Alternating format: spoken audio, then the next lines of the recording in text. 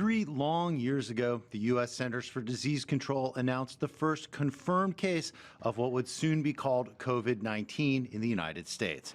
The patient, a 35-year-old man in Washington state. The good news is the CDC, and we also agree that the risk is low to residents of the state of Washington. And this is certainly not a moment for panic or high anxiety. It is a moment for vigilance. But the U.S. was often not vigilant. Then President Donald Trump at times was dismissive of the risk posed by the virus. A lot of people think that goes away in April with the heat, as the heat comes in.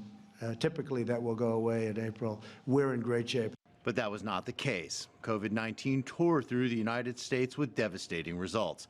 Cases and deaths mounted. Emergency rooms were overwhelmed. Schools and businesses closed, and cities and states ordered lockdowns. But political pressure made a unified public health response difficult. In August 2021, the first vaccines were approved in the U.S.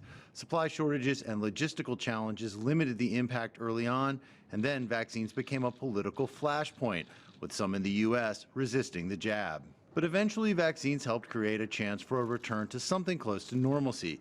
Schools and businesses reopened, travel restrictions and mask mandates were eased. The United States has paid a heavy toll. More than 100 million confirmed cases, more than 1 million deaths, far more than any other country. Many Americans seem content to live with the risks, even as new variants fueled further waves of illness.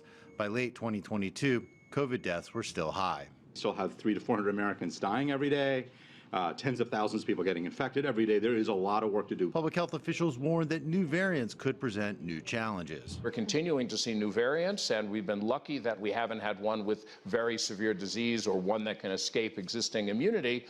But there's no reason to think that that may not happen. So the best thing we can do is use the preventive methods, but also make sure we vaccinate our high-risk populations so they're protected against severe disease and death. In the 3 years since COVID-19 was first confirmed by the CDC, the virus has been the third leading cause of death in the United States, and the death toll continues to mount. Spellman, CGTN, Washington.